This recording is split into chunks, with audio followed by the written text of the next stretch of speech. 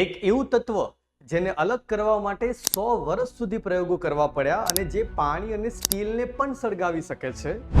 આપણે વાત કરી રહ્યા છે આવર્ત કોષ્ટકના 9 નંબરના તત્વ ફ્લોરિનની.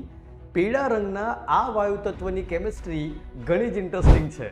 તમારા શરીરમાં રહેલો ફ્લોરિનનો એક પરમાણુ કોઈને કોઈ તારામાંથી આવેલો છે, કારણ કે ફ્લોરિનનો જન્મ પૃથ્વી ઉપર નથી થયો.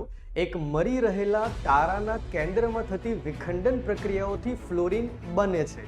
આમ તમારા શરીરમાં રહેલું ફ્લોરિન બ્રહ્માંડના એક અંશ તરીકે તમારી અંદર હાજર છે.